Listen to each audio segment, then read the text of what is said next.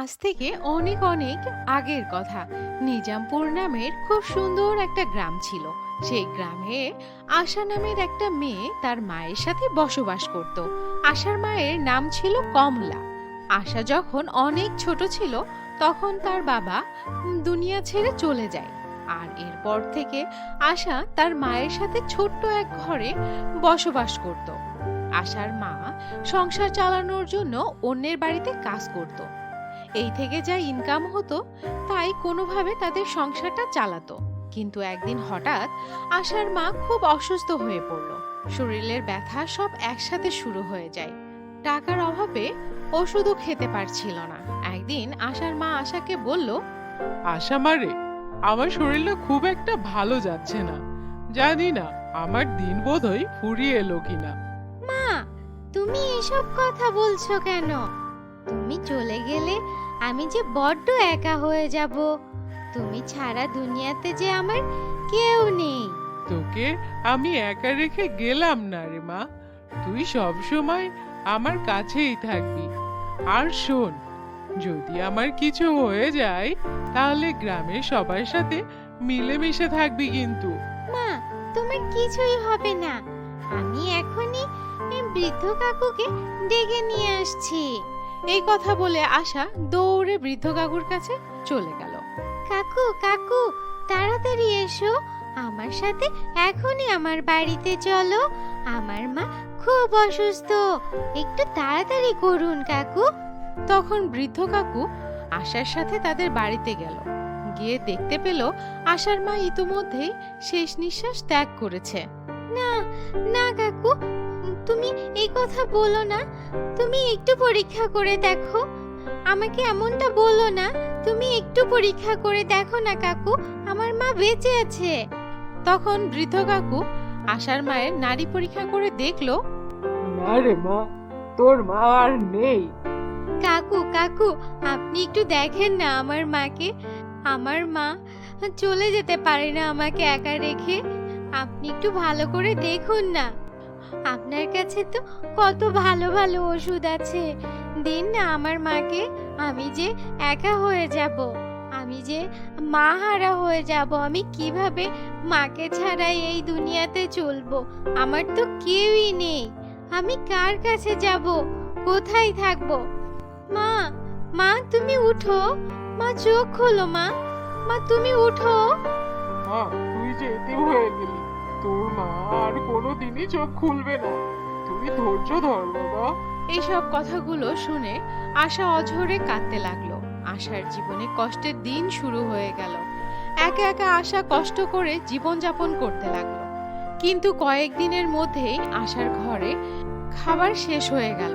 খিদে যন্ত্রণা সহ্য করতে না পেরে আশা পাশের বাড়ি কাকিমার কাছে খাবার চাইতে গেল। কাকিমা, ও কাকিমা, বাড়ি আছো নাকি? হ্যাঁ রে, বল কি হয়েছে? এত চিল্লাচ্ছিস কেন? কাকিমা, কাল থেকে না না খেয়ে আছি। ঘরে যে আমার কোনো খাবার নাই। তোমার ঘরে তো সব রকম খাবার সব সময়ই থাকে। আমায় কিছু খেতে দাও না গো। বললেই হলো খাবার খেতে দাও না? বলি, খাবার কি তুই এনে রেখে দিয়েছিলি যে এখন খাবার খেতে এসেছিস? আজকে কোনো খাবার নাই, যা এখান থেকে। কাকিমার মুখের এমন কথা শুনে আশা খুব কষ্ট পেল। আশা তখন কান্না করতে করতে সেখান থেকে চলে গেল। মা, ও মা, তুমি আমাকে রেখে চলে গেলে। তুমি কি আমাকে সাথে নিয়ে যেতে পারলে না? দুটো খাবারের জন্য আজ আমাকে কত কথা শুনতে হচ্ছে মা গো। তখন সেই রাস্তা দিয়ে গ্রামের জমিদার গিন্নি যাচ্ছিল। জমিদার গিন্নি আশার কাছে গিয়ে বলল, কি রে আশা, তুই এভাবে এখানে বসে কান্না করছিস কেন? কি হয়েছে? গিন্নিমা, গতকাল থেকে আমি না কিছুই খাইনি। আমি খাবার না খেয়ে আছি, কারো ঘরেও খাবার পাচ্ছি না। আরে, কি বলিস তুই? আয় তো, তুই আমার সাথে চল, আমার বাড়িতে চল। গিন্নিমা, তোমার সাথে গেলে কি তুমি আমায় খাবার খেতে দিবে? হ্যাঁ রে, কথা রেখে তুই আয়, আমার সাথে আয়। তারপর গিন্নিমা আশাকে নিয়ে জমিদার বাড়িতে গেল। আশা শোন, আমার বাড়ির কাজের মেয়েটা 2 দিন থেকে আসছে না। তুই এক কাজ কর, ঘরটা একটু পরিষ্কার করে দে। আর কিছু ময়লা জামা কাপড় আছে, পরিষ্কার করে রোদে শুকোতে দে। তারপরে যাওয়ার সময় খাবার খেয়ে যাস। তারপর আশা ঘর মুছে পরিষ্কার করলো এবং জামা কাপড় ধুয়ে রোদে শুকাতে দিল। আশা গিন্নির মায়ের কাছে গিয়ে বলল, গিন্নিমা, আমার সব কাজ হয়ে গিয়েছে। রান্নাঘরের টেবিলের উপরে গিয়ে দেখ, গতকালকে তরকারি ভাত রাখা আছে, সেটাই খা। যা, নতুন তরকারিতে আবার হাত দিস না। ঠিক আছে গিন্নিমা।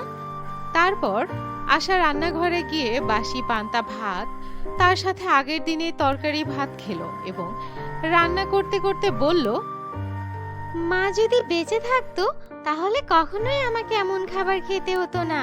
খিদের জ্বালা সহ্য করতে না পেরে এই খাবারটা খেতে হচ্ছে। তুমি আমাকে তোমার কাছে কেন নিয়ে যাচ্ছ না? এসব বলে খাবার খেয়ে আশা তার বাড়িতে চলে গেল। এভাবেই খুব কষ্ট করে খেয়ে না খেয়ে আশা দিনগুলো কেটে যাচ্ছিল। কিন্তু একদিন রাতে হঠাৎ খুব বৃষ্টি শুরু হয়ে গেল। আশার ঘরের চালের ফুটো দিয়ে জল গড়িয়ে পড়ছিল।